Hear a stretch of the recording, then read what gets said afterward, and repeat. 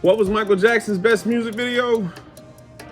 Man, who am I kidding, man? Thriller. Shit. Thriller is probably Michael's best music video.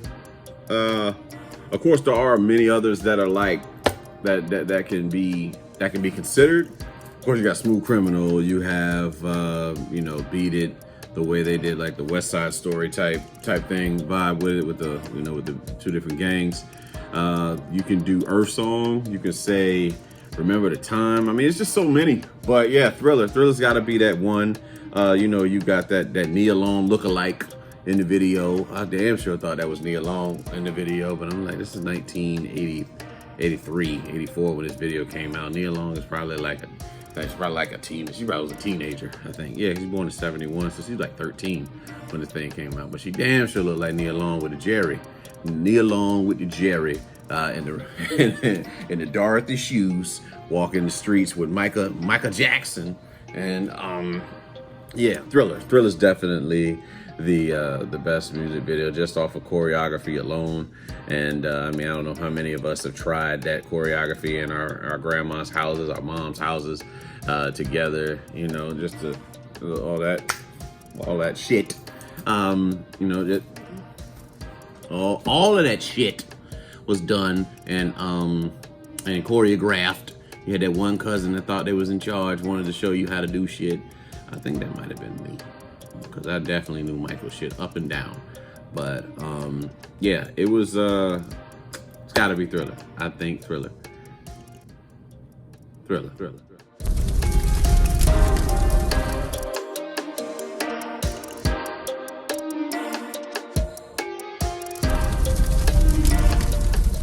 The toughest thing that I had to admit, and this is real shit right here. The toughest thing I had to admit to myself was that my ego came before my child, and in some cases, and throughout my life, looking back at a lot of things, just how I did things. And I say that more so out of fear. I don't mean that like braggadocious ego, but just like how it would make me look, or being afraid to do certain things because of fear.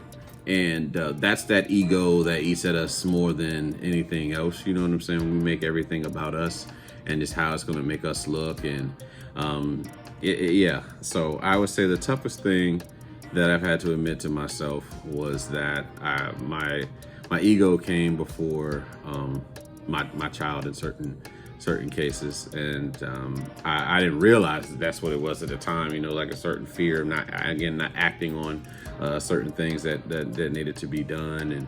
And me as a man, me as a father, that needed to do. It's just like wanting to be so damn perfect. You know what I'm saying? I didn't want to look bad or anything. Not so much concerned about like if something that needed to be done, but more so just trying not to look bad or look like a fool, or like an idiot or what have you. But when you have what you learn is that when you have kids, all that shit about you goes out the window, and that the focus must be about their well-being. And when you're young having kids, and you're still growing up yourself, you're a kid having a kid, it's just certain shit that you still working yourself out, growing, I guess I call it growing pains. But it's not to say that I didn't love my daughter, because I damn sure do. You know what I'm saying? It's like, again, I say all the time, that is my inspiration, my motivation for doing what I do. But it was just like me getting caught up in myself from unresolved issues that I had from my childhood. You know what I'm saying? And sometimes they overshadow.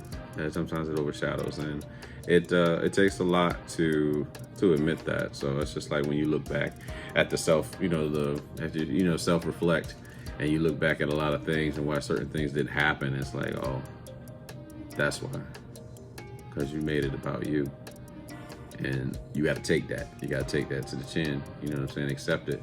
That's the only way you're gonna grow from it, by acknowledging it. You know what I'm saying? So that's the toughest thing I had to admit to myself, and it hurt. I was embarrassed by it, you know, to myself, you know what I'm saying? So it's like, all right, you recognize this about yourself. All right, so let's do better going forward.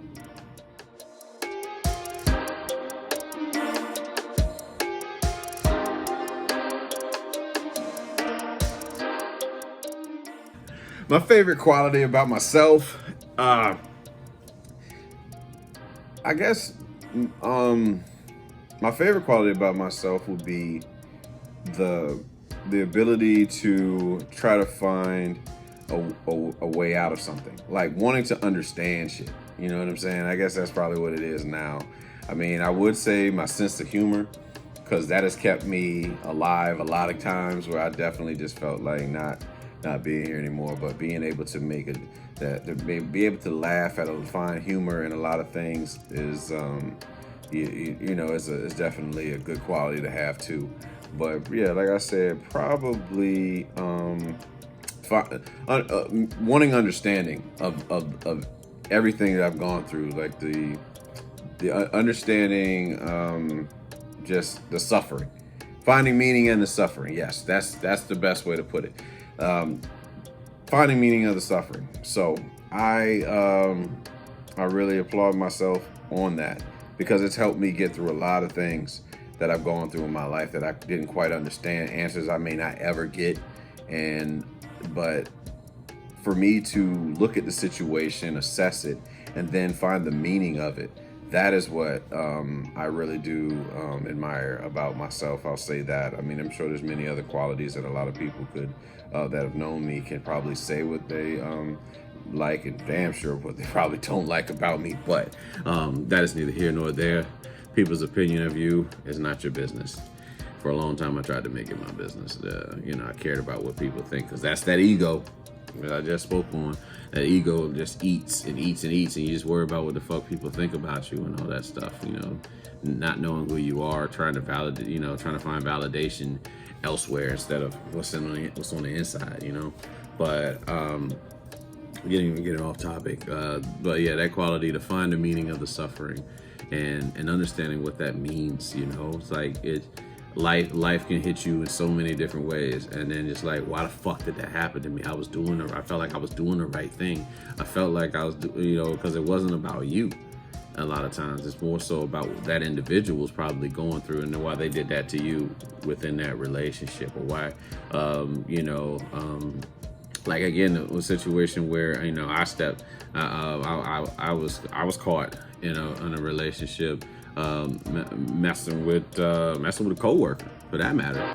And I'm sure the woman I was seeing at the time, I'm sure she thought that, she probably blamed herself. No, it wasn't about her. It was about me and my issues, my insecurities. You know what I'm saying? And you know, you learn from that, and and that's what life's about. So find meaning in the suffering, I think, is probably the best quality that I have, that I say I admire about myself.